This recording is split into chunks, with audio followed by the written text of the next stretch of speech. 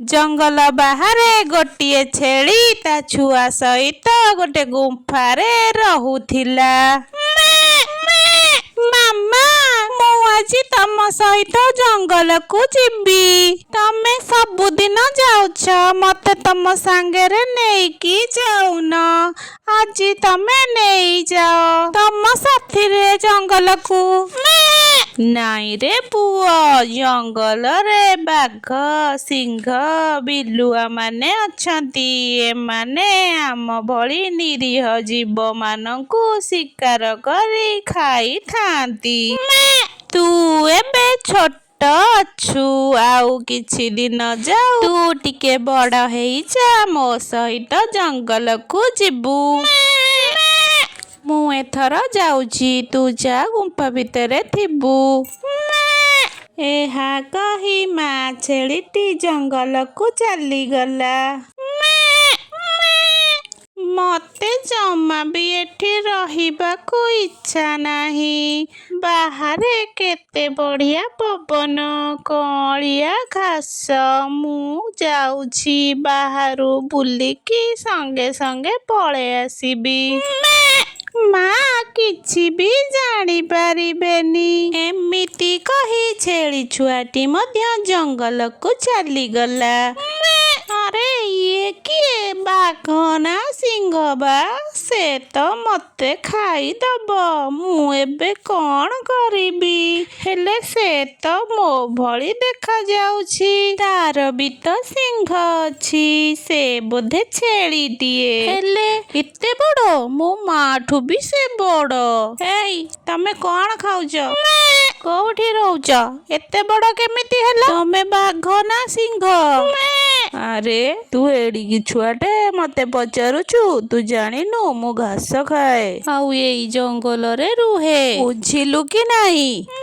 ତମେ ଘାସ ଖାଅ, ମୋ ମା ବି ଘାସ ଖାଆନ୍ତି, ମୁଁ ବି ଖାଏ। କିନ୍ତୁ ତମ ଭଳିଆ ଆମେ ତ କାହିଁ ଏତେ ବଡ଼ ନୁହେଁ। ତୋ ମାଠୁ ମୁଁ ଆହୁରି ବଢ଼ିଆ ବଢ଼ିଆ ଘାସ ଖାଏ, ଆଉ ବେଶୀ ବେଶୀ ଖାଏ। ମୋର ବହୁତ ବଳ। ବାଘ ସିଂହ ବି ମୋ ପାଖକୁ ଆସିବାକୁ ଡରନ୍ତି। ବୁଝିପାରିଲୁ? ସତରେ? ତାହେଲେ ସେଇ ଘାସ କୋଉଠି ମିଳିବ? ସେ ଘାସ ଏଠୁ କିଛି ଦୂର ସେଇ ବଣରେ ମିଳିବ। ତାହେଲେ ମତେ ଟିକେ ସେଠିକି ନେଇଯାଉନ। ନା ନା, ତୁ ଗୋଟେ ଛୋଟ ଛେଳି ଛୁଆ, ବଣରେ ଭାରି ବିପଦ। ତୋର ଯଦି କିଛି ଅସୁବିଧା ହୁଏ, ମୁଁ ତ ବଡ଼ ହଇରାଣ ହେଇଯିବି। ଆରେ ନା, ମୋର କିଛି ହବନି। ତମ ସହିତ ମୁଁ ଯିବି। ମତେ ନେଇଗଲ ସେଠିକି। ହଉ ହଉ, ଚାଲ ଯଦି ଯିବୁ, କିନ୍ତୁ ସାବଧାନ। ସଞ୍ଜ ପୂର୍ବରୁ ଆମେ ସେଠୁ ପଳେଇ ଆସିବା, ହେଲା? ତାପରେ ଛେଳି ଛୁଆ ଓ ଗାଈ ଦୁଇ ଜଣ ସାଙ୍ଗ ହୋଇ ଜଙ୍ଗଲ ଭିତରକୁ ଘାସ ଖାଇବାକୁ ଗଲେ। ହେଇ ଦେଖ, ନଦୀ କୂଳେ କୂଳେ ବଢ଼ିଆ ଛନଛନିଆ ଘାସ।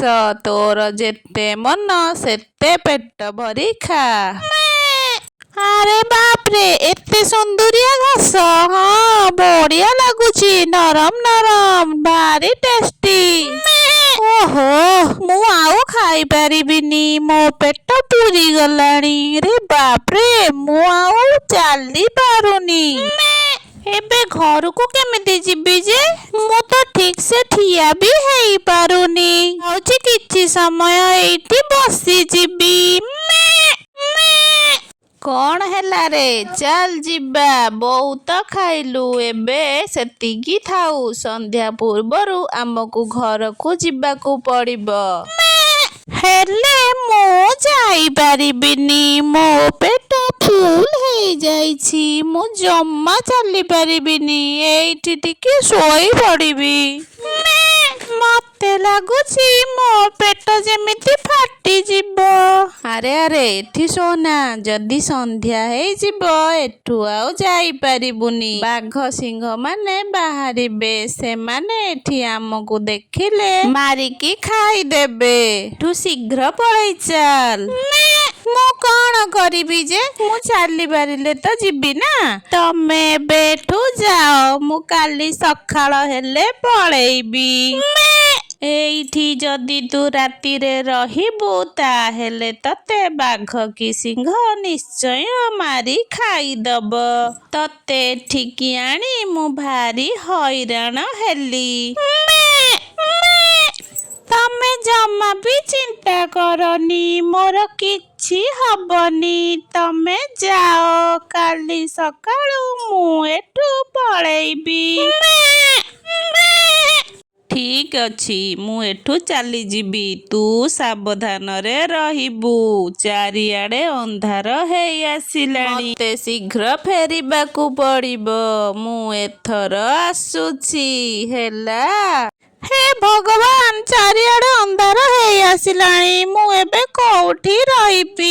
ମତେ ଭାରି ଡର ଲାଗିଲାଣି। କଣ କରିବି?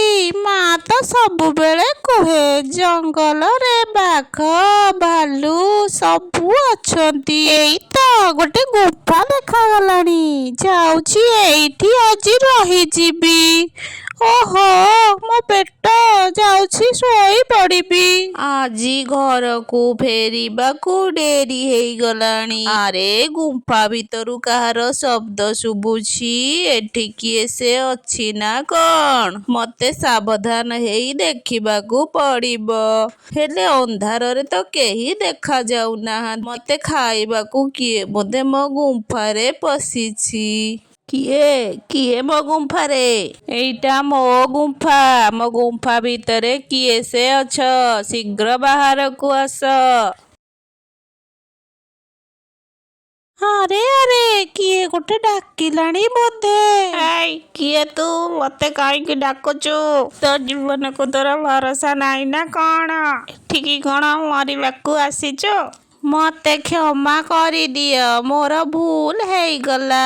ମତେ ମାରନି, କିନ୍ତୁ ଏଇଟା ହେଉଛି ମୋ ଗୁମ୍ଫା। ତମେ ଯଦି ଏଠି ରହିବ, ମୁଁ କୋଉଠି ରହିବି ଆଜି ରାତିରେ?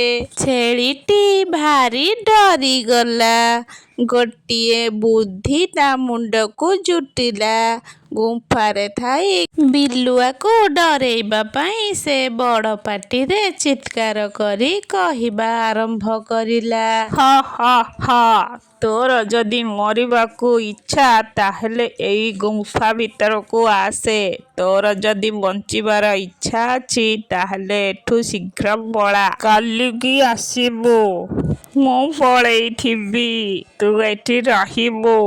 ହେଲେ ତମେ କିଏ? ଏଠି କାହିଁକି ରହିଛ ମୋ ଗୁମ୍ଫାରେ? ଏଇ ମୁଁ ହଉଛି ସିଂହର ଜେଜେବାପା। ସାବଧାନ, ତୁ ଏଠୁ ପଳା। ଆଜି ମୁଁ ଗୋଟେ ସିଂହ ମାରିକି ଖାଇଛି, ସେଥିପାଇଁ ମୁଁ ବହୁତ ଥକି ଯାଇଛି। ଏଇଠି ବିଶ୍ରାମ ନେବି। ତୁ ଏଠୁ ଯା। ଆରେ ବାପରେ, ଏ ତ ସତରେ ଭାରି ବଳୁଆ ଜୀବଟାଏ। ମତେ ବି ମାରି ଖାଇଦବ। ମୁଁ ଏଠୁ ଯାଉଛି, ପଳେଇବି। ହଉ ଜେଜେ, ତମେ ଆଜି ଏଇଠି ବିଶ୍ରାମ କର, ମୁଁ କାଲିକି ଏମିତି କହି ବିଲୁଆ ଜୀବନ ବିକଳରେ ସେଠାରୁ ଦୌଡ଼ି ପଳେଇଲା ଓ ଛେଳିଟି ନିଜର ବୁଦ୍ଧି ଯୋଗୁ ନିଜ ଜୀବନ ଫେରି ପାଇଲା। ପରଦିନ ସକାଳେ ନିଜ ଘରକୁ ଫେରିଗଲା।